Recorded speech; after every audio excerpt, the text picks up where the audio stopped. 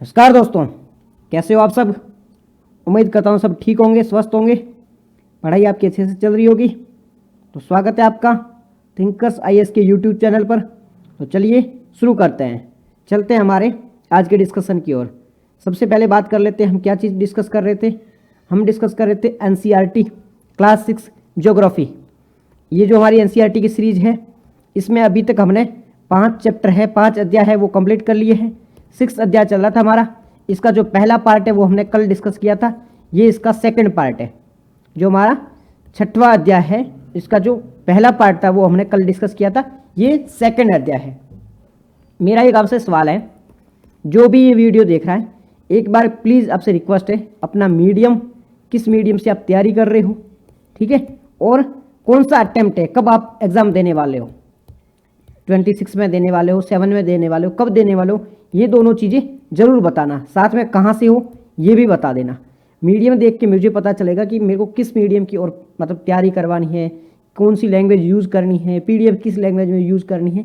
इसके लिए आपका मीडियम ज़रूर बताना, और कौन सा अटेम्प्ट देने वाले हो ये भी चीज़ ज़रूर बताना, ताकि मैं उस हिसाब से आपकी प्रिपरेशन के हिसाब से कुछ नया प्लान लेके आ सकूँ। और कहाँ से हो ये ज़रूर बताना, ताकि आपकी और हेल्प कर सकूँ। तो ये चीज़ है वो आप कमेंट में जो वीडियो देख रहा है, प्लीज़ आपसे रिक्वेस्ट है एक बार ज़रूर बताना। बस यही पहली बार रिक्वेस्ट कर रहा हूँ। बाकी देखो, लाइक शेयर सब्सक्राइब वगैरह तो वो करो न करो, वो आपका लुकआउट है, मुझे उस चक्करों में पढ़ना भी नहीं है, ठीक है। ये 3 चीज़ें ज़रूर बताना, ओके। तो चलते हैं हमारे प्रिपरेशन की ओर, आज की लेक्चर की ओर चलते हैं। सबसे पहले जो हमारा अध्याय जिसे हम डिस्कस कर रहे थे, ये 6 है, ठीक है। यहाँ पे 6 लिखा हुआ है, तो यहाँ पे 6 लिखा है। अध्याय का नाम था हमारा पृथ्वी के स्थल रूप, major landform of the earth. पृथ्वी पे कौन कौन सी मेजर लैंडफॉर्म है, इसके बारे में हम बात कर रहे थे। तो सबसे पहले हमने कल क्या क्या चीज़ें डिस्कस की थी। हमने कल बात की थी कि पृथ्वी है वो सभी जगह समान नहीं है।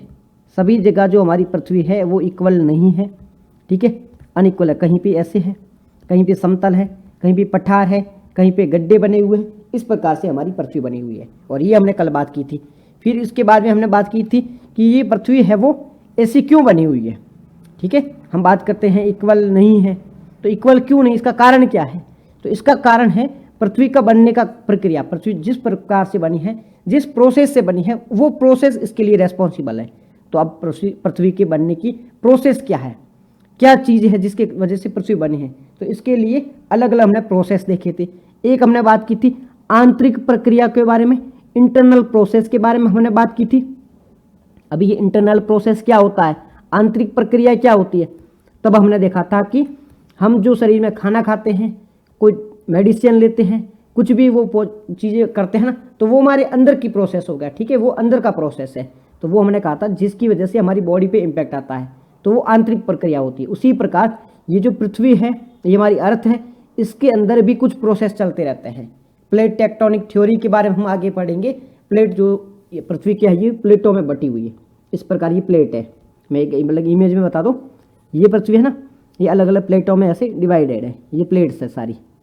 अब ये प्लेट होती है ना, ये एक जगह से दूसरी जगह जाती रहती है, मूवमेंट करती रहती है, विचलित होती रहती है। तो ये जो प्लेट का मूवमेंट होता है, प्लेटों का विचलन होता है, घूमना फिरना होता है, इसकी वजह से ये जो इसके आकार आकृति में चेंजेज आते रहते हैं, बाहर चेंजेज आते रहते हैं। जब एक प्लेट दूसरी प्लेट से टकराएगी तो क्या बनेंगे, पर्वत बनेंगे। एक प्लेट दूसरी प्लेट से दूर जाएगी तो भी कुछ ना कुछ लैंडफॉर्म फॉर्म होगा। तो ये सारी चीज़ें कह रहे हैं कि पृथ्वी के अंदर जो आंतरिक है क्रिया है, उसमें कुछ चेंजेज होता रहता है, कुछ मूवमेंट होती रहती है, उसकी वजह से पृथ्वी पर कुछ चेंजेस देखने को मिलता है। तो इसे आंतरिक प्रक्रिया कहा जाता है।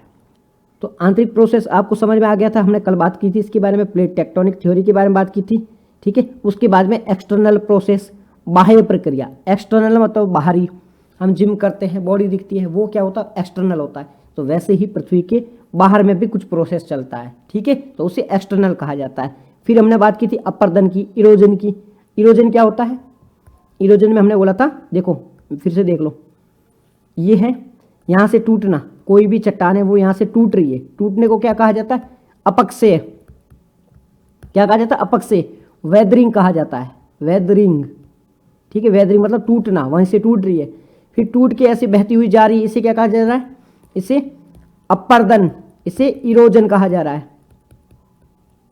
ठीक है, इरोजन कहा जा रहा है। उसके बाद में यहाँ पे आके जम गई है कोई चीज़ें, इसे क्या कहा जाएगा? डिपोजिशन, इसे निक्षेपण कहा जाएगा, निक्षेपण। ठीक है, अब ये चीज़ आपको पता होनी चाहिए थी, तो इसके बारे में भी हमने बात की थी। तो ये अपर्दन, निक्षेपण, इरोजन, ये सारी चीज़ें क्या थी? वेदरिंग। तो ये सारी चीज़ें बाह्य प्रोसेस होता है, इंटरनल प्रोसेस नहीं होता, ये एक्सटर्नल प्रोसेस होता है। यहाँ तक चीज़ें समझ में आई? ये चीज़ें हमने कल डिस्कस की थी। उसके बाद में ये देखो टूट रही है, किसकी वजह से? विंड, रेन, ये सारी इसकी वजह से टूट रही है, वेदरिंग है। फिर घूम रही है, मूव कर रही है, इरोजन है। फिर यहाँ पे डिपोजिशन, क्या करते हैं? डिपोजिट हो रहे हैं, एक जगह आके जमा हो रहे हैं, तो ये डिपोजिट हो गया। ओके, ये प्रोसेस के बारे में हमने कल देखा था, यहाँ पे ये एग्जाम्पल देके भी समझाया था आपको, तो ये हमारा हो गया। फिर हमने बात की थी पर्वत होते हैं, पठार होते हैं और मैदान होते हैं। ठीक है, अब तीनों के बारे में बात की थी। फिर पर्वतों के बारे में हमने बात की थी, माउंटेन्स क्या होते हैं, पर्वत के बारे में। तो पर्वत सामान्य जो जमीन होती है उससे ऊपर उठा हुआ भाग, ऊपर उठा हुआ भाग होता है, वो पर्वत होता है। इसके जो ऊपर वाला भाग होता है, चोटी होती है, शिखर होती है, वो हमेशा कैसी होती है? शंक्वाकार होती है। मोस्ट ऑफ में शंक्वाकार होती है, कईयों में ऐसे राउंड शेप होती है, बट मोस्ट ऑफ में शंक्वाकार होती है। ठीक है, ये हमने बात की थी। फिर हमने एग्जाम्पल भी देखे थे कि पर्वतों की विशेषता क्या होती है। तो पर्वत यहाँ नीचे से चौड़ा होता है, ऊपर से छोटा, ये शिखर होता है, तीखा होता है, ठीक है, छोटा होता है, ऊंचाई भी बहुत ज़्यादा होती है, ये भी हमने बात की थी। तापमान, हाइट के साथ में तापमान कम होता है तो ऊपर क्या बर्फ जमा हो जाती है, जिसे ग्लेशियर या हिमानी कहा जाता है, ये चीज़ भी हमने देखा था। फिर कहीं होते हैं वो समंदर के अंदर भी पर्वत होते हैं। ठीक है, यहाँ पे जनसंख्या कम होती है। अब यहाँ पे कौन रहेगा? ऐसे ऐसे बने हो तो कौन रहेगा? तो जनसंख्या भी यहाँ की बहुत कम होती है, खेती होती नहीं है, ज़मीन बिल्कुल नहीं है, तो जनसंख्या ही नहीं है, खेती करेगा भी कौन? और ऐसी कंडीशन भी नहीं है कि वहाँ पे खेती हो सके। और कई बार क्या होता है, पर्वत श्रृंखला एक साथ होती है, इसे क्या कहा जाता है? पर्वत श्रृंखला कहा जाता है या माउंटेन रेंज कहा जाता है। ये चीज़ें भी हमने डिस्कस की थी सारी। फिर हमने कुछ एग्जाम्पल भी देखे थे, ये सारे देखो, यहाँ पे हिमालय बना हुआ है, यहाँ पे आल्प्स है, यहाँ पे यूराल है, ठीक है, अल्पेचिन, ये सारे जो है माउंटेन है, इसके बारे में बात की थी। फिर हमने बात की थी टाइप ऑफ माउंटेन्स, जो पर्वत होते हैं उसके प्रकार के बारे में बात की थी, पर्वतों के प्रकारों के बारे में हमने फिर बात की। अब पर्वतों के 3 प्रकार होते हैं। पहला होता है वल्लित, फोल्ड माउंटेन होता है, फोल्ड माउंटेन, वल्लित पर्वत यानी फोल्ड माउंटेन। फोल्ड का मतलब किसी चीज़ को आप ऐसे फोल्ड कर दो तो वो फोल्ड माउंटेन होता है। तो अब फिर हमने देखा था कि एक प्लेट इधर से आ रही है, एक प्लेट है वो इधर से आ रही है, ये दोनों प्लेट टकराई, यहाँ पे क्या हुआ? फोल्ड माउंटेन है वो बन गया है। अब ये प्लेट क्या होती है, ये हम आगे की क्लासेस में देखने वाले हैं, पर अभी ये समझ लो कि पृथ्वी के अंदर ऐसे बॉक्सेस बने हुए हैं, जिस पे हम रह रहे हैं ना, तो वो एक बॉक्सेस के ऊपर रह रहे हैं। अब ये बॉक्सेस है वो कभी इधर जाते रहते हैं, कभी इधर जाते रहते हैं, कभी इधर इधर ऐसे घूमते रहते हैं। ठीक है, अब ये घूमने के कारण ही ये सारी चीज़ें हो रही है। तो जब ये बॉक्सेस पास पास में आ रहे हो, जब ये बॉक्सेस इधर आ रहे हो, इधर आ रहे हो, तो अब क्या होगा? ये एक बॉक्सेस इधर आ रहा है, ये बॉक्सेस इधर आ रहा है, तो क्या हुआ? हल्का बॉक्सेस है वो ऊपर रहेगा, भारी नीचे चला जाएगा, तो इसकी वजह से यहाँ पे एक आकृति फील होगी, यहाँ पे कुछ ऊपर ऐसी जमीन बन जाएगी, लैंड ऊपर फील हो जाएगी, और इसे ही वल्लित पर्वत कहा जाता है, इसे ही फोल्ड माउंटेन कहा जाता है। हमने फोल्ड माउंटेन के बारे में बात की, ये पृथ्वी के अंदर होती है। अब यह क्या होते हैं? शंक्वाकार शिखर होता है। शिखर कैसे होगा? ऐसे, इस प्रकार से शिखर बनेगा। ठीक है, फिर एग्जाम्पल के बारे में बात की थी, हिमालय होता है, ठीक है, आल्प्स है, एंडीज है, ये कुछ है। अरावली भी है, वो हमारी क्या है? अरावली भी है, वो हमारे फोल्ड माउंटेन है। ये काफ़ी ऊंचा था, बट दिक्कत क्या होगी? समय के साथ साथ में ये इरोजन हो गया इसका। हमने अभी आगे इरोजन को समझा था, तो ये इरोजन इसका होते होते ये इसकी हाइट है वो छोटी होगी। नहीं तो जो अरावली है वो हिमालय से भी ऊंचा पर्वत था। ठीक है, फिर जो अमेरिका है, यहाँ का एल्पाचियन और यूराल माउंटेन है, ये भी काफ़ी ऊंचे थे, बट धीरे धीरे इरोज होकर अभी इनकी शेप ऐसे हो गई है। वैसे कैसे होती? ऐसे होती, त्रिभुजाकार होती है, बट अभी कैसे? राउंड शेप में होती, गोलाकार इसकी शेप हो गई है। ठीक है जी, ओके, इतनी चीज़ समझ में आ गई होगी। यहाँ पे ये देख लो, एक ब्लेड इधर से आई, एक ब्लेड इधर से आई, ये बारी थी नीचे दब गई, ये ऊपर रह गई, और यहाँ पे ये आकृति फील हो गई, फॉर्म हो गई। ओके, ये चीज़ हमने समझ ली। फिर एग्जाम्पल से भी हमने देखा था, ये देखो, ये सारे फोल्ड माउंटेन है और ये पर्वत श्रृंखला पूरी पूरी। ठीक है जी, इतनी चीज़ समझ में आ गई। ठीक है जी, नेक्स्ट हमारा ब्लॉक माउंटेन। ठीक है, ये हिंदी में मतलब याद ही नहीं रहेगा आपको, ब्लॉक माउंटेन से रखो। ब्लॉक, एक ब्लॉक, 2 ब्लॉक। हमने एग्जाम्पल से समझा था कि एक बस यहाँ पे खड़ी है, एक बस यहाँ पे खड़ी है, इसके पास में ये कुछ चीज़ पड़ी है।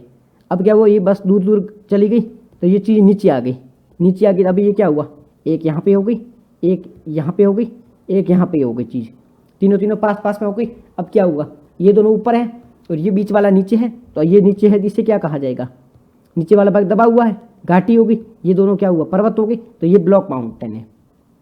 हमने यहाँ पे एग्जाम्पल से बात की थी, ये देखो ये दोनों ऊपर रह गए और ये बीच वाला नीचे आ गया, इसे क्या कहा जाता है, इसे कहा जाता है ग्रेबेन, ग्रेबेन या गारबेन, बीच नीचे जो दब जाता भाग। ऐसे यूपीएससी क्वेश्चन पूछेगी गारबेन किससे संबंधित है, तो ये याद रखना। तो ये गारबेन नीचे दबा हुआ, ये हॉर्स जो ऊपर वाला भाग है, ठीक है, इसके बारे में हमने बात की थी कल। ये देखो फिर से, ये ऊपर रह गए, ये दोनों नीचे दब गए, तो ये हॉर्स्ट है, ये गारबेन है। जो ऊपर उठा हुआ भाग है उसे हॉर्स्ट, हॉर्स देखिए, ये हॉर्स्ट है, हिंदी में भी हॉर्स्ट होता है, तो हॉर्स्ट से क्या लिखोगे आप, हॉर्स, हॉर्स यानी घोड़ा, तो घोड़ा हमेशा ऊपर उठा हुआ हो तो ऊंचा होगा, ठीक है। गारबेन मतलब कचरा, गारबेन गार्बेज कर दो, कचरा, कचरा मतलब हम नीचे फेंकते हैं, तो नीचे वाला भाग है वो गार्बेज है, कचरा नीचे है, और हॉर्स ऊपर है, ठीक है। तो ये हॉर्स जो ऊपर उठा हुआ भाग है, अगर ये दोनों ऊपर उठे हुए थे तो इन दोनों को हॉर्स्ट कहा जाता है। ये देखो यहाँ पे इन दोनों को हॉर्स्ट कहा जा रहा है, जो नीचे दबा हुआ होगा उस भाग को गारबेन कहा जाएगा, ठीक है। ये गारबेन है, ये जो घाटी है ना, ये गारबेन है, ये नीचे झुकी हुई, और ये दोनों ऊपर उठे हुए, ये क्या है, ये हॉर्स्ट है। समझ में आ रही, कोई दिक्कत नहीं यहाँ तक, ठीक है जी, यहाँ पे हो गया। अब नेक्स्ट जो हमारा माउंटेन है वो है, कौन सा है, कौन सा टाइप है, ज्वालामुखी पर्वत, वोल्केनिक माउंटेन। क्या नाम है हमारा नेक्स्ट जो आज हमें पढ़ने वाले हैं, वह ज्वालामुखी पर्वत या वोल्केनिक माउंटेन, इसके बारे में आज हम पढ़ेंगे। तो हेडिंग डालते हैं ज्वालामुखी पर्वत या वोल्केनिक माउंटेन, ठीक है। ज्वालामुखी पर्वत या वोल्केनिक माउंटेन, क्या होते हैं ज्वालामुखी पर्वत। तो हमने पहले बात की थी, पृथ्वी के अंदर ऐसे बॉक्स बने हुए हैं। अब ये बॉक्स है, ये गलती करते रहते हैं, चलते फिरते रहते हैं, बॉक्स में गति करते रहते हैं, ये बॉक्स मूवमेंट करते रहते हैं, कभी इधर जाएंगे, कभी एक दूसरे से दूर जाएंगे, ये सारी चीज़ें हैं वो चलती रहती है। अब इन सारी गतिविधियों के कारण, ये जो पृथ्वी में हो रही है, इन्हीं गतिविधियों के कारण ज्वालामुखी पर्वत बनते हैं। एक बार मैं फिर से आपको एक तरीका ही बताता हूँ कैसे बनते हैं, वो भी आप देख लो। ये एक बॉक्स है, ये एक बॉक्स है, ये बॉक्स इधर आ रहा है, बॉक्स इधर आ रहा है, हकीकत में ये बॉक्स नहीं है, ये प्लेट है, ठीक है। तो ये प्लेट है, ये प्लेट है। अभी दोनों प्लेटें सामने सामने से आ रही थी, एक इधर से आई, जोर से गाड़ी आई, स्पीड से आ रही, स्पीड से आ रही है, ये भी गाड़ी दोनों स्पीड से आ रही है। क्या हुआ, दोनों टकराई, बहुत भयंकर टकराई। तो ये वाली गाड़ी थी, ये नीचे दब गई, ये वाली गाड़ी कहाँ, नीचे चली गई, और ये गाड़ी ऊपर रह गई। अभी एक नई इमेज के साथ में देखो, नई इमेज के साथ में देखो, ठीक है। अब ये गाड़ी थी, अब इसे प्लेट समझ लो, एक प्लेट है, ये दूसरी प्लेट है, ठीक है। अब ये प्लेट इससे टकराई, तो ये क्या, प्लेट नीचे दब गई, और ये प्लेट क्या, ऊपर रह गई। अब ये नीचे दबी ना, नीचे क्या होता है, नीचे बहुत गर्म मैग्मा होता है। मैग्मा क्या होता है, आगे वाली क्लासों में देखेंगे। मैग्मा ऐसे समझ लो कि नीचे वो आग जल रही, बहुत ज़्यादा गर्मी है, बहुत ही ज़्यादा गर्मी है, ठीक है। बहुत ज़्यादा गर्म होने के कारण ये प्लेट जो थी ना, गर्म होकर पिघल गई, बहुत ज़्यादा गर्मी होगी, तो ये जो नीचे गई थी, प्लेट गई थी, ये पिघल गई। अब ये पिघलने से क्या होगा, एकदम गर्म, पहले तो प्लेट थी ऐसे ठोस थी, पर ये पिघल गई, पिघलने से क्या हुई, ये एक लिक्विड बन जाएगी, तरल बन जाएगी, लिक्विड। कैसे बन जाएगी, ये एक लिक्विड पदार्थ बन जाएगी। अब ये लिक्विड होने से क्या होगा, ये ऊपर उठेगी, लिक्विड होने से ये ऊपर की ओर जाएगी, ऊपर आते आते ये यहाँ से टकराएगी, ठीक है। फिर इसको लगेगा नहीं यहाँ पे पृथ्वी है, तो ये धीरे धीरे कहीं से अपना मार्ग ढूंढेगी, जहाँ से पृथ्वी कमजोर होगी ना, क्रस्ट है कमजोर, ये क्या है, क्रस्ट है। क्रस्ट का मतलब होता है भूपर पट्टी, और भूपर पट्टी का मतलब क्या होता है, जहाँ हम रह रहे हैं ना, जिस सतह पे हम रह रहे हैं वो भूपर पट्टी है। तो ये भूपर पट्टी से देखो ऊपर उठी, ऊपर उठ के यहाँ पे एक पर्वत बन गया। ये पर्वत कैसे होगा, ये पर्वत शंक्वाकार होगा, शंक्वाकार मतलब शंकु के आकार का, ये जो है ना इस प्रकार से। तो ये यहाँ पे एक पर्वत बन गया। इस पर्वत को क्या कहा जाता है, इसे कहा जाता है ज्वालामुखी पर्वत। इसको क्या कहा जाएगा, वोल्केनिक माउंटेन कहा जाएगा। कैसे हुआ, एक प्लेट यहाँ से आई है, एक प्लेट यहाँ से आई है, दोनों प्लेट टकराई, तो एक प्लेट जो नीचे थी, भारी प्लेट है, वो नीचे दब गई, हल्की प्लेट ऊपर रहेगी, तो ये नीचे जाके पिघल गई। गर्मी यहाँ पे बहुत होती है, नीचे बहुत ज़्यादा गर्मी होती है, गर्म होने से ये पिघल जाती है, पिघलने से क्या धीरे धीरे ऊपर उठी, ऊपर उठने से ज्वालामुखी के रूप में ये ऊपर आ गई, और ये पूरा लावा था, लावा आके यहाँ पे जम गया, और जमने से ये पर्वत बन गया, ठीक है। तो ऐसे फॉर्म होता है। आगे वाली क्लासेस में हम और डिटेल में देखेंगे, तब आपको समझ में आएगी ज्वालामुखी पर्वत बनते कैसे हैं, ठीक है। आगे वाली क्लासेस में हम बहुत ज़्यादा डिटेल में भी देखने वाले हैं कि ज्वालामुखी पर्वत किस प्रकार से फॉर्म होते हैं।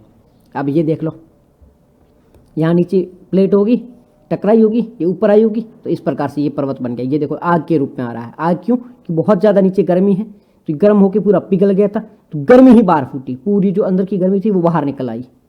ठीक है, ऐसे फूट आई बाहर। बाहर फूटने से ये क्या हुआ? ये ज्वालामुखी एक पर्वत बन गया। तो ये वॉल्केनिक माउंटेन है। यहाँ पे ये देखो सेम ऐसे नीचे हो रहा था, यहाँ पे ये मैग्मा पूरा पिघला, पिघलने से पूरा फोर्स लगा के ऐसे बाहर आ गया, बाहर आने से ये एक ज्वालामुखी पर्वत बन गया। ठीक है, तो इस प्रकार से ज्वालामुखी पर्वत बनता है। ऊपर वाला ये लावा है, सारा लावा जमने से ये पर्वत बन जाता है। ठीक है, इसके किनारे हैं, इस प्रकार से होते हैं। तो इसके भी अलग अलग टाइप होंगे।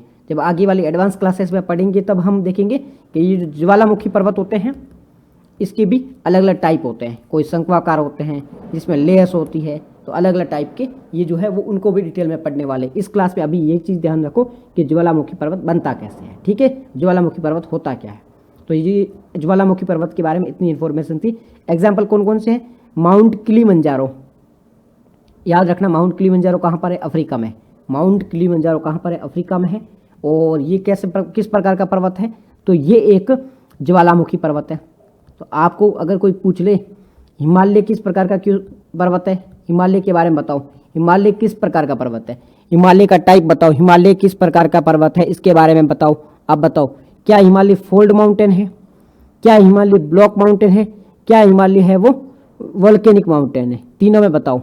तो जिसने भी वोल्केनिक बताया खुद को चाटा मारो, जिसने भी ब्लॉक माउंटेन बताया वो भी खुद को चाटा मारो, और जिसने फोल्ड माउंटेन बताया, जिसने हिमालय के बारे में फोल्ड माउंटेन लिखा है या अपने मन में सोचा है, वो खुद को 10 रुपये की चॉकलेट खिला दो। तो हिमालय है वो क्या है? हिमालय है वो फोल्ड माउंटेन है। ठीक है, ब्लॉक माउंटेन के बारे में बात की थी हमने कि ब्लॉक माउंटेन कैसे फील होते, कैसे होते, और ये वोल्केनिक माउंटेन है। तो वोल्केनिक माउंटेन के एग्जाम्पल याद रखना, Kilimanjaro, mount Fuji, mount Fuji, कुंजी फूजी, ये कहाँ पर? ये जापान में माउंट फूजी। फिर है मोनाकी, ये कहाँ पर? ये हवाईन आइलैंड है। हवाईन आइलैंड मतलब एक अलग से आइलैंड बना हुआ है, अमेरिका के आइलैंड है, ये यूएस है। तो यहाँ पे पैसिफिक ओशियन है, यहाँ पे एक आइलैंड बना हुआ है जिसका नाम है हवाईन आइलैंड, मतलब हवाई द्वीप।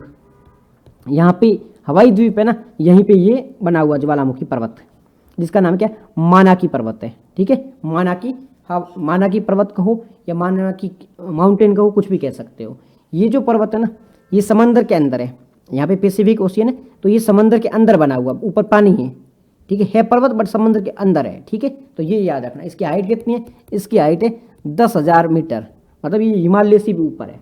हमारा जो हिमालय है ना वो कितने किलोमीटर है? 8 किलोमीटर है, तो ये 10 किलोमीटर है। तो ये सोच लो हिमालय से भी ज़्यादा ऊंचा है, हिमालय का जो एवरेस्ट है उससे भी ज़्यादा ऊंचा है। ठीक है, तो ये चीज़ आपको समझ में आ गई होगी ज्वालामुखी पर्वत के बारे में।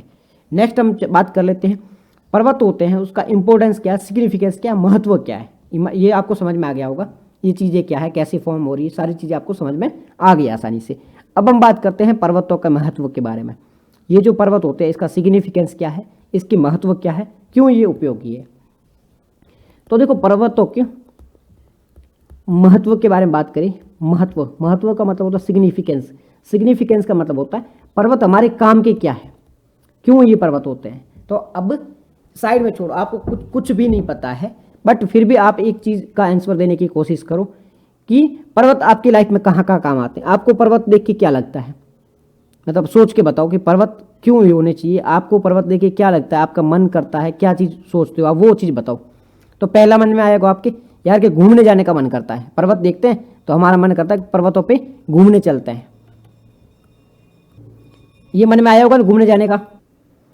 ठीक है, तो ऐसे बार बार वो रील भी चलती है ना, आपने देखी हुई, कई लोग रील भी बनाते हैं, चलो पहाड़ों में चले। तो पहला पॉइंट है घूमने चलते हैं। ये सारी चीज़ें मैं समराइज कर दूंगा, आप टेंशन मत करो। तो पहला मन में आता होगा घूमने चलते हैं, फिर वहाँ पे जाके क्या करेंगे, वहाँ पे जाके पैराग्लाइडिंग करेंगे, ऊपर से जंप करेंगे। ठीक है, और साथ में क्या कर सकते हैं, रिवर राफ्टिंग भी कर सकते हैं। तो ये सारी चीज़ें कर सकते हैं।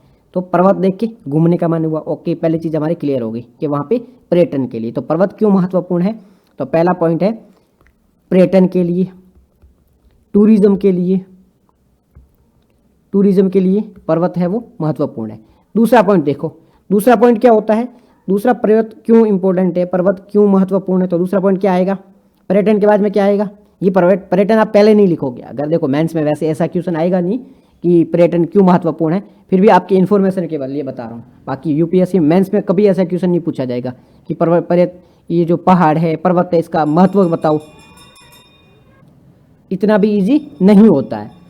फिर क्या होता है, ये पर्वत, हमने इसके बारे में बात की, पर्वतों के बारे में। अब इसका महत्व के बारे में बात करें तो पहला हमने बात की पर्यटन के बारे में, टूरिज्म के बारे में। दूसरा, पर्वत होते हैं, आपको नहीं लगता कि बारिश की वजह से, बारिश करवाने में महत्वपूर्ण भूमिका है। अगर आपने पहले कभी, जब भी आप पढ़ रहे थे एनसीईआरटी वगैरह पहले कभी पढ़ रहे होगे, तब हमने एक बात की थी कि राजस्थान में बारिश नहीं होती है। नहीं क्यों होती है कि जो अरावली पर्वतमाला एक तो सीधी है, ऐसी नहीं है, ऐसे है। दूसरा हमने क्या देखा था कि जो हमारा नॉर्थ ईस्ट का रीजन है वहाँ पे बारिश ज़्यादा होती है क्योंकि वहाँ पे पर्वत बहुत ज़्यादा है। हिमालय के जो नीचे वाले क्षेत्र वहाँ पे बारिश ज़्यादा होती है क्योंकि वहाँ पे हिमालय है। ये चीज़ हमने देखी थी। तो इसका मतलब है कि जो पर्वत होते हैं, माउंटेन होते हैं, वो बारिश में भी रेस्पॉन्सिबल है, बारिश करवाने में भी रेस्पॉन्सिबल है। कैसे है बारिश करवाने में रेस्पॉन्सिबल? ये बारिश के लिए क्या होता है, ऐसे बादल होते हैं, वो ऐसे जा रहे होते हैं, ऊपर से जा रहे होते हैं। जब इसके सामने पर्वत आ जाते हैं तो इससे टकराते हैं तो क्या ये आगे जा नहीं पाएंगे। अब क्या हुआ, ये यहीं पे रह जाएंगे, ऊपर जाएंगे और भारी हो जाएंगे। भारी होने से ये बारिश यहाँ से स्टार्ट हो जाएगी। ये कॉन्सेप्ट हम आगे डिटेल में पढ़ने वाले हैं, लेकिन अभी आप ये सिंपल चीज़ें समझ लेना कि बारिश करवाने में भी पर्वतों का महत्वपूर्ण योगदान है। तो इसलिए आपने देखा होगा जहाँ पर पर्वत, ऊंचे पर्वत है, तो वहाँ पे तो नहीं, पर्वतों के ऊपर तो नहीं, बट उसके पास वाला जो क्षेत्र है वहाँ पे बारिश बहुत ज़्यादा होगी। फॉर एग्जाम्पल के लिए हिमालय के जो आसपास के क्षेत्र है, नॉर्थ ईस्ट में बहुत ज़्यादा बारिश होती है। यूपी का जो आगे वाला भाग है वहाँ पे बारिश अच्छी खासी होती है। तो वहाँ पे पर्वतों पर नहीं, पर उसके आसपास का रीजन है वहाँ पे बारिश ज़्यादा होती है। राजस्थान में नहीं होती क्योंकि पर्वत ही नहीं है, कोई रोकने वाला ही नहीं है, तो ऊपर से होकर बारिश चली जाती है। ठीक है, तो पर्वतों की दूसरी भूमिका क्या है कि वो बारिश करवाने में महत्वपूर्ण भूमिका निभाते हैं। तीसरा, अगर बारिश करवाता है, ये भी है, तो इसका मतलब है कि जल संग्रहण के लिए भी तो महत्वपूर्ण है ना। मतलब क्या है जल संग्रहण का? जल संग्रहण के लिए तो भी महत्वपूर्ण है। मतलब क्या है जल संग्रहण से? जल संग्रहण से मेरा मतलब है कि वहाँ पर ये पानी को रोकता है। कैसे पानी को रोकेगा? यहाँ पे एक तो बर्फ़ जमी रहेगी, ऊंचे हैं, बड़े बड़े हाइट पर है, ठीक है, तो यहाँ पे जो भी पानी वगैरह होगा वो जम जाएगा, तो ये बर्फ़ जम जाएगी। बर्फ़ जम जाएगी, इससे क्या होगा? ग्लेशियर बनेगा। ग्लेशियर बनेगा, इससे क्या होगा? नदी का उद्गम होगा। आप नदियों को देख लो, हिमालय से निकलने वाली नदियों को देख लो, सारी नदियाँ कहाँ से निकल रही है? अलग अलग ग्लेशियर से निकल रही है। अब ये ग्लेशियर महत्वपूर्ण भूमिका निभा रहे हैं। इसका मतलब है कि जो पर्वत होते हैं, माउंटेन होते हैं, वो पानी का भी स्रोत है। यहाँ से कई सारी नदियाँ हैं, उनका ओरिजिन होता है, वहाँ का उद्गम होता है। तो ये पॉइंट भी आपका क्लियर हो गया होगा कि पानी का उद्गम होता है, यहाँ से कई सारी नदियों का उद्गम होता है। तो जो वाटर होता है उसका अच्छा खासा सोर्स देखने को मिलता है, वो पहाड़ों पे देखने को मिलता है, पर्वतों पर देखने को मिलता है।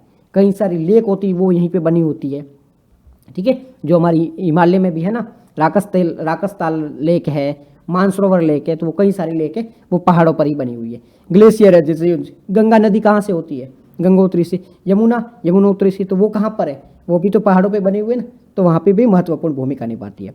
फिर यहाँ पे बहुत सारे जीव जंतु रहते हैं, पेड़ पौधे होते हैं, तो हमारी जो बायोडाइवर्सिटी है,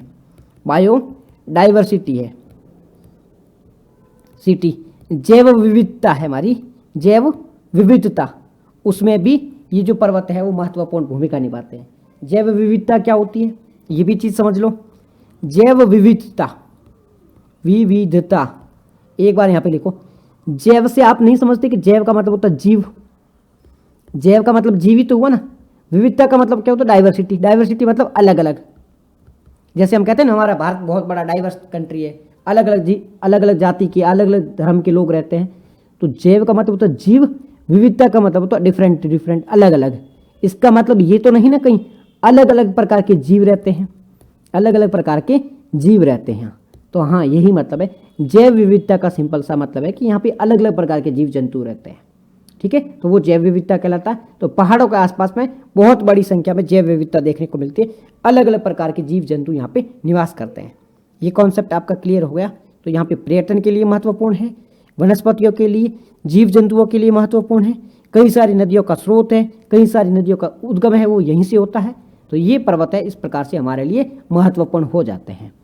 नेक्स्ट हम बात करते हैं पठारों के बारे में। प्लेट्यूज, पठार क्या होता है, प्लेट्यूज क्या होता है? यहाँ पे एक पेज उठाते हैं। ये सिंपल एक ज़मीन है, एक बार हटाओ। ये एक ज़मीन का भाग है, ठीक है, सिंपल भाग है। ये कैसा है, ये एक मैदानी भाग है, एक सिंपल ज़मीन पड़ी है, मैदानी भाग है या सिंपल ज़मीन पड़ी है। यहाँ पे क्या है, यहाँ पे एक पहाड़ बना हुआ है जिसके बारे में अभी बात की थी। पहाड़ मतलब सिंपल जो ज़मीन है इससे एक ऊपर उठा हुआ भाग है, ज़मीन से ऊपर उठा हुआ भाग है, नीचे से ये चौड़ा होता है, ऊपर से एक ऐसा संकरा होता है, तो ये एक पहाड़ है जो ज़मीन से ऊपर उठा हुआ है। फिर इसी के पास में एक पठार बना हुआ प्लेट्यू। अब ये प्लेट्यू क्या होता है, ये जो मैंने चीज़ बनाई है, आकार बनाया, इसको समझो। ये और क्या ये दोनों सेम है, क्या ये है पठार है, ठीक है, ये क्या है पहाड़ है, क्या ये दोनों सेम बने हुए, तो आप कहोगे सेम नहीं है, ये पहाड़ है वो ऐसे सीधा बना हुआ है, बहुत ऊंचा भी है और ऐसे सीधा है, और ये कैसे है, सीधा है, फिर अचानक ऊपर से फ्लैट है, नीचे से सीधा है ऐसे खड़ी ढलान है और ऊपर से ऐसे फ्लैट है, ये कैसे ऊपर से ऐसे तीखा है, तो इन दोनों में अंतर है। तो ये पठार होते हैं ना, एक ऊंची भूमि होती है, सामान्य जो भूमि होती है उससे ऊपर उठा हुआ एक भाग है जिसकी जो ये चढ़ान होती है सीधी होती है, इस प्रकार से होती है, इसकी फिर भी तिरछी है, इसकी तिरछी नहीं, ऑलमोस्ट सीधी होती है, ठीक है, बिल्कुल ऐसी खड़ी तो नहीं होगी, फिर भी आप बात करोगे इस प्रकार से होगी। तो इसकी जो चढ़ान होती है, जो ढलान होती है वो सीधी होती है, और ऊपर से ये फ्लैट होते हैं। अब फ्लैट मतलब ऐसे एकदम समतल आंगन की तरह वैसे भी नहीं होंगे, बट आप समझ लो कि मोस्ट ऑफ टाइप में इस टाइप से बना हुआ होता है, बिल्कुल इसकी तरह ऐसे ऊपर से एकदम शंक्वाकार नहीं होगा, ये थोड़ा ऊपर से फ्लैट होगा। तो पठार है सामान्य जमीन से ऊपर उठा हुआ भाग जिसकी जो ये ढलाने हैं ना, जिसकी ये ढलाने स्लोप है, ये क्या स्लोप है, ये स्लोप कैसा होगा, ये स्लोप है वो थोड़ा सीधा सा होगा, मतलब बिल्कुल ज़्यादा मुड़ा हुआ नहीं होगा, सीधा होगा, और ऊपर से क्या, ऊपर से भी ये फ्लैट होता है, तो ये क्या कहलाता है, ये पठार कहलाता है, ठीक है। इतनी चीज़ समझ में आ गई। एक ऊंची उठी हुई समतल भूमि होती है जो आसपास के क्षेत्र से ऊपर उठी हुई है, और ये कौन सा मैदानी भाग है, तो इसे पठार कहते हैं, इसे क्या कहते हैं, पठार। ये देखो यहाँ से ये ऊपर उठा हुआ है, ऊपर से ये समतल है, तो ये क्या कहलाएगा, ये पठार कहलाएगा। आसपास की लैंड से ये ऊपर उठा हुआ है ना, ऊपर उठा हुआ, ये सामान्य भूमि है, इससे ये ऊपर उठा हुआ है, तो ये पठार है। अभी देखो यहाँ पे तो बहुत ज़्यादा फ्लैट है, ये फ्लैट नहीं होगा, पर आप समझ लो कि ये इस प्रकार से बना हुआ होगा, और यहाँ पे भी इस प्रकार से बना हुआ होगा। तो पठार का मतलब तो आपको समझ में आ गया, प्लेट्यू का मीनिंग तो आपको समझ में आ गया, प्लेट्यू होता क्या है। ओके, अगर मीनिंग समझ में आए तो आगे वाली भी बात समझ में आ गई। एक बार इसको देख लो, ये देखो आपको सारा जो भ्रम है वो दूर हो जाएगा। सारा भ्रम दूर कैसे होगा, ये पठार है, ये क्या है, ये पहाड़ है, इन दोनों में अंतर क्या है, पठार है वो यहाँ से देखो इस प्रकार से स्लोप बना हुआ है, ऊपर से समतल है, हाइट भी कम है, ज़्यादा हाइट नहीं है। इसमें क्या हुआ, ढलान कैसी ऐसी है, तिरछी है, तिरछी ढलान है, ऊपर से कैसा है, ऊपर से ये शंक्वाकार है, ठीक है, उल्टा वी आकार का मान लो या उल्टा यू आकार का मान लो, यू ऐसे उल्टा कर दो, उल्टा यू आकार का है, उल्टा वी आकार का, इस प्रकार से बना हुआ है, ठीक है जी। और फिर ढलान है ऐसी, हाइट भी ज़्यादा है इसकी, तो ये पहाड़ पठार हो गया। अब ये मैदान सिंपल समतल भूमि है, ज़्यादा हाइट भी नहीं है, एकदम समतल है, तो ये प्लेन हो गए, मैदान हो गए। डिप्रेशन क्या होता है, डिप्रेशन का मतलब तो गड्ढा, खद, तो यहाँ पे अंदर की ओर गड्ढा है। तो ये सारे जो हम फॉर्म बनते थे, इतने टाइप से जो चीज़ें पढ़ रहे थे वो इसी के बारे में बात कर रहे थे। एक ऊपर उठा हुआ भाग है जो कि माउंटेन हो गया है, एक ऊपर उठा हुआ भाग है बट वो समतल है, तो वो पठार हो गया है, प्लेट्यू हो गया। प्लेन यानी मैदान क्या होता है, समतल भाग है। और डिप्रेशन क्या है, डिप्रेशन मतलब गर्त बना हुआ, गड्ढा बना हुआ है, ठीक है जी। अब हम बात कर लेते हैं पठारों की विशेषता के बारे में। जो पठार होते हैं उनकी विशेषता क्या होती है, विशेषता मतलब फीचर्स, किसे हम पठार कहेंगे। कुछ फीचर्स तो होते हैं जिसके आधार पर हम किसी को पठार कह सकते हैं। तो बात करते हैं पठारों की विशेषता। पठारों की विशेषताएं क्या होती है, विशेषता सबसे पहला पॉइंट क्या हमारा, पठार होते हैं ऊपर उठा हुआ भाग होता है ऊपर उठा हुआ भाग, ऊपर से कैसे होता है, समतल होता है, ऊपर से समतल होता है, ऊपर से कैसे होता है, ये समतल होता है। पहला पॉइंट क्या, ऊपर उठा हुआ भाग है जो कि ऊपर से समतल है, पहला पॉइंट हो गया हमारा। दूसरा पॉइंट क्या है, दूसरा पॉइंट ये है कि इसके जो ये जो हमने देखा था ना, मैं बात की थी, ये देखो ये जो होती है ना, इसे क्या कहा जाता है, इसे कहा जाता है, इसकी जो चढ़ाई होती है, ढलान बोल लो, इसे स्लोप बोल दो, तो इसका जो स्लोप होता है ना वो खड़ा होता है। इसकी जो स्लोप होती है, ढलान होती है, वो खड़ी होती है, खड़ी इन द सेंस सीधी होती है। तो इसका जो स्लोप है या ढलान, इसकी स्लोप कहो या ढलान कहो, या यहाँ पे लिख दो स्लोप, ये कैसा होता है, ये खड़ा ही होता है, खड़ी बोल दो या सीधा बोल दो, ठीक है। ये चीज़ भी समझ में आ गई। नेक्स्ट विशेषता क्या है? नेक्स्ट विशेषता यही है कि ये पुराने भी हो सकते हैं, ओल्ड भी हो सकते हैं, ये न्यू भी हो सकते हैं, ये चीज़ें होती है। कुछ एग्जाम्पल के बारे में बात करें तो एग्जाम्पल में पठार कौन कौन से? तो सबसे पहले हमारे भारत में है दक्कन का पठार। दक्कन का पठार कहाँ पर है? ये हमारा प्यारा भारत है, यहाँ पे बना हुआ दक्कन का पठार, ठीक है। तो ये दक्कन का पठार है। उसके बाद में एग्जाम्पल के बारे में बात करें तो और कौन सा है? तिब्बत का पठार है। और ये तिब्बत का पठार है ना, वर्ल्ड का सबसे हाईएस्ट पठार है, सबसे ऊंचा पठार है। कैसे, क्या मतलब है मेरे कहने का? कहने का मतलब ये देखो, ये यहाँ पे तिब्बत का पठार है, ये हमारा डेक्कन प्लेट्यू है, ठीक है, डेक्कन का पठार है। और ये इथियोपियन पठार है। फिर ये अलग अलग प्रकार के पठार अलग अलग देशों में बने हुए हैं। तो ये तिब्बत का पठार है। तो ये कहाँ पर बना हुआ है? यहाँ ये हिमालय है, ठीक है। तो ये हिमालय पूरा पूरा बना हुआ है। अब ये हिमालय के ऊपर बना हुआ है, इसका मतलब ये ऑलरेडी तो ज़मीन से इतना तो ऊपर हिमालय है, और ये भी कहाँ? हिमालय के ऊपर बना हुआ है। तो इसकी हाइट बहुत ज़्यादा होगी। तो तिब्बत का पठार है वो वर्ल्ड का सबसे ऊंचा पठार है, बिकॉज ये ऑलरेडी एक पर्वत पे बना हुआ है, हिमालय के ऊपर बना हुआ है। तो इसकी हाइट है वो बहुत ज़्यादा हो गई है। तो इससे पूरे विश्व का छाता भी, भारत का छाता भी कह सकते हैं। छाता क्यों? ये बहुत ऊपर है और छाते का काम करता है। मतलब भारत को वहाँ से आ रही होती ना हिमालय की, मतलब तिब्बत चाइना के आगे से जो ठंडी हवाएं आ रही थी उसे रोकने का काम करता है, हमारे लिए बारिश का भी काम करता है। तो तिब्बत का पठार है वो बहुत महत्वपूर्ण भूमिका निभाती है, ठीक है। तो ये विश्व का सबसे ऊंचा पठार भी कहा जाता है तिब्बत के पठार को। अब बात कर लेते हैं इसका महत्व क्या है। मैंने विशेषताओं के बारे में बात की है, ठीक है। ये देखो, उधर दक्कन का पठार है, अफ्रीका का पठार है, ऑस्ट्रेलिया का पठार है, तिब्बत का पठार, ये सारी हमने एग्जाम्पल के साथ में बात की है। अब इसका सिग्निफिकेंस क्या होगा, इसका महत्व क्या होगा? सेम हमने पर्वतों की बात की थी, तो पठारों की भी बात करते हैं पठारों के महत्व के बारे में, सिग्निफिकेंस के बारे में। सिग्निफिकेंस, ठीक है, इसका महत्व क्या होगा, क्या इंपॉर्टेंस है, कहाँ काम आते हैं। तो देखो, पठारों के महत्व के बारे में बात करें तो सबसे पहले आप नोटिस करना, भारत में कहाँ का पठार है? छोटा नागपुर का पठार है। छोटा नागपुर झारखंड, अगर झारखंड है, छत्तीसगढ़ का ये आसपास का रीजन है, यहाँ पे एक पठार है छोटा नागपुर का पठार। तो वहाँ पे एक चीज़ ऑब्जर्व करना कि वहाँ पर खनिज बहुत ज़्यादा है।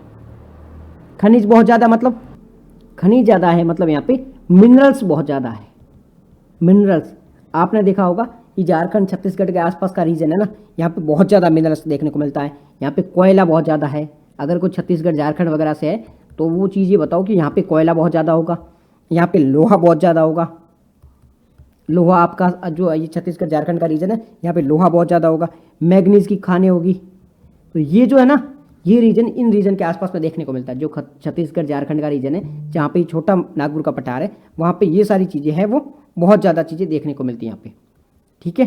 ये इनके बहुत ज़्यादा देखने को, इसका मतलब ये है कि ये जो पठार होते हैं वहाँ पर क्या चीज़ें देखने को मिलती है? तो खनिज की प्रचुरता है यहाँ पे, खनिज की प्रचुरता है, खनिज की प्रचुरता, यहाँ पे खनिज बहुत ज़्यादा उपलब्ध है।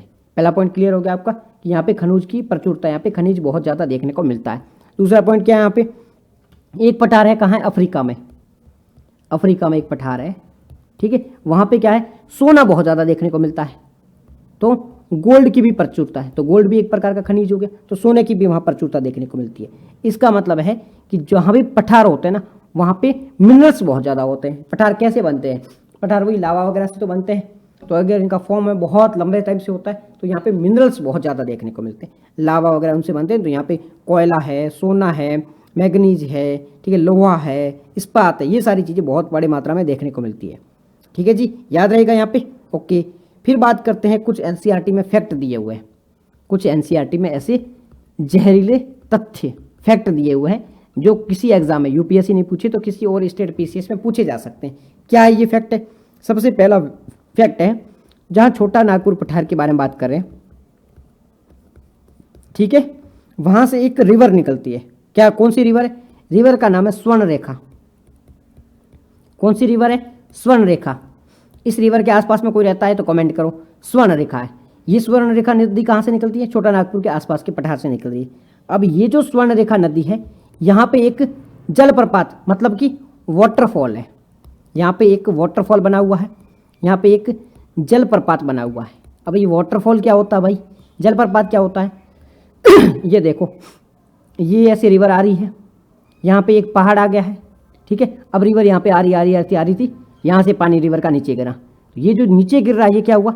ये एक जलप्रपात है, जल का नीचे गिरना, वाटर का फॉल होना, वाटर का फॉल होना, फॉल मतलब होना गिरना, वाटर जहाँ पे गिर रहा है ये क्या है, जलप्रपात है, यानी कि वाटर है वो नीचे गिर रहा है। तो ये कौन सी जगह पर गिर रहा है, इसका नाम क्या है, तो ये जो यहाँ पे जो वाटरफॉल बना हुआ है उसका नाम है हुंड्रू वाटरफॉल। क्या नाम है इसका, हुंड्रू जलप्रपात कहो या हुंड्रू वाटरफॉल। अब ये हुंड्रू वाटरफॉल कहाँ बना हुआ है, तो ये स्वर्णरेखा नदी पर बना हुआ है। और ये स्वर्णरेखा नदी कहाँ पर है, ये छोटा नागपुर के पठार के आसपास में बहती है। ठीक है, तो हुंड्रू वाटरफॉल के बारे में आप चीज़ें याद रखना। एक और वाटरफॉल है, ये कहाँ पर है, ये कर्नाटक में है, जिसका नाम है जोग जलप्रपात या जोग वाटरफॉल। तो जोग वाटरफॉल कहाँ पर है, कर्नाटक में। हुंड्रू वाटरफॉल कहाँ है, तो ये स्वर्णरेखा नदी पर है, याद रहेगा। ओके, एक दो लाइन और भी है, जैसे कि एक लाइन है, ये जो पठार के आसपास की, पठार प्लेट्यू के आसपास की जो भूमि होती है ना, वो क्या लावा से बनी होती है, तो काफ़ी ज़्यादा उपजाऊ मिट्टी होती है। और मोस्ट ऑफ जो इसका कलर होता है वो काली मिट्टी होती है, कलर काला इसलिए काले मिट्टी भी कहा जाता है। काफ़ी ज़्यादा यूजफुल होती है, कई बार ये रेड कलर की भी होती है। ठीक है, तो रेड और काली मृदा यहाँ पे पाई जाती है और काफ़ी ज़्यादा उपजाऊ होती है। यहाँ पे धान की खेती के लिए बहुत अच्छी मानी जाती है, अनाज के लिए बहुत अच्छी मानी जाती है। ठीक है जी, यहाँ तक चीज़ें याद रहेगी। ठीक है, ये महत्व देख लिया हमने। यहाँ पे कोयला, सोना वगैरह ये सारी चीज़ें देखने को मिलती है, हीरा वगैरह सारी चीज़ देखने को मिलती है। स्वर्णरेखा नदी है, वहाँ पर हुंड्रू जलप्रपात बना हुआ है, ये चीज़ें हमने देख ली है। काली मिट्टी, ब्लैक सॉइल यहाँ पर पाई जाती है, जो कि खेती के लिए उपयुक्त मानी जाती है। नेक्स्ट आता है मैदान, प्लेन्स। मैदान के बारे में बात करते हैं। मैदान की विशेषता क्या है, विशेषताओं के बारे में बात कर लेते हैं। मैदानों की क्या विशेषता है, यहाँ पे ही देख लो ना, ये रहा मैदान। क्या विशेषता है इसकी, सबसे पहली विशेषता है कि ये समतल है। क्या विशेषता है, कितना सुंदर बना हुआ है, एकदम मन करता है यार घूमने चले जाए। तो सबसे पहले क्या है, समतल है। ठीक है, देखो एक बार, समतल है ना। ठीक है, तो पहली विशेषता क्या है, मैदान होते हैं वो समतल होते हैं, बहुत लंबे चौड़े फैले हुए होते हैं। हाइट इसकी ज़्यादा होती नहीं है, हाइट भी ज़्यादा नहीं है, समतल होते हैं, बहुत लंबे चौड़े फैले हुए होते हैं। दूसरा पॉइंट क्या है, दूसरा होता है ना, ये काफ़ी ज़्यादा उपजाऊ होते हैं, काफ़ी ज़्यादा उपजाऊ होते हैं। अब मैं ये महत्व भी साथ में बता रहा हूँ और साथ में इसकी विशेषता भी बता रहा हूँ। विशेषता क्या है, विशेषता ये एक समतल है, ज़्यादा हाइट नहीं है। महत्व क्या है, काफ़ी ज़्यादा उपजाऊ होते हैं, मैदानी भाग है, ज़मीन अच्छी है, उपजाऊ ज़्यादा होगी। उपजाऊ ज़्यादा होगी तो यहाँ पे जनसंख्या भी बहुत ज़्यादा रहेगी, यहाँ पे जनसंख्या बहुत ज़्यादा रहेगी। जैसे हम बात करते हैं गंगा के मैदान की, गंगा यमुना का जो मैदान है, ब्रह्मपुत्र का जो मैदान है, वहाँ पर जनसंख्या बहुत ज़्यादा है। जैसे यूपी, बिहार, यहाँ पे जनसंख्या बहुत ज़्यादा रहती है, क्योंकि ये जो ज़मीन है बहुत ज़्यादा उपजाऊ है। उपजाऊ है तो यहाँ पे फसल अच्छी होगी, तो लोग जो बसेंगे कहाँ बसेंगे, जहाँ पे उनको खाने पीने की चीज़ें मिल जाए। तो लोग जो सारे लोग थे वो जाकर कहाँ बसे, यूपी और बिहार में बस गए। इस वजह से वहाँ की जनसंख्या बहुत ज़्यादा है। तो ये जो होते हैं काफ़ी उपजाऊ होते हैं, उपजाऊ होते हैं इस वजह से यहाँ पे जनसंख्या बहुत ज़्यादा होती है। और जनसंख्या के साथ साथ ये जो मैदानी भाग है, यहाँ पे रोड भी आप अच्छे से, कनेक्टिविटी बेहतर की जा सकती है। आपको लगता है कि पठारों में, पहाड़ों में रोड बनाना ईजी होगा, नहीं, बहुत मुश्किल है रोड बनाना। बट ये जो मैदानी भाग होता है वहाँ पे आप कनेक्टिविटी बेहतर तरीके से कर सकते हैं, क्योंकि यहाँ पे कोई दिक्कत नहीं है। तो यहाँ पे रोड नेटवर्क स्थापित किया जा सकता है, रेल के लिए पटरियाँ बिछाई जा सकती है, तो यहाँ पे कनेक्टिविटी बेहतर की जा सकती है। ये भी इसका फ़ायदा देखने को मिलता है। ठीक है, अब मैदानों का निर्माण कैसे हुआ था, ये जो मैदान देख तो लिया हमने कि मैदान बने हुए, बट इनका निर्माण कैसे होता है। तो ये रिवर होती है, ऊपर से बहती हुई आती है।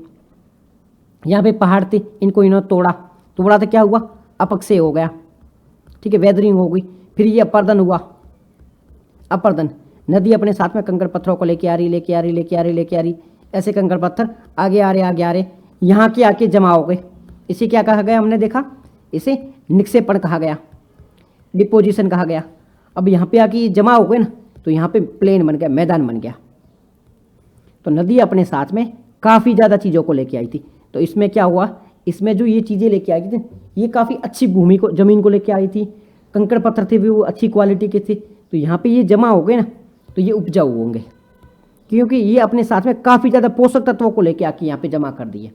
तो जो भी मैदान बने हैं वो किससे बने हैं, नदियाँ हैं, वो अपने साथ में काफ़ी ज़्यादा डिपॉजिट लेके आ गई, काफ़ी ज़्यादा चीज़ें लेके आती है। ठीक है, नदी अपने साथ में काफ़ी ज़्यादा सेडिमेंट मतलब होता है अवसाद।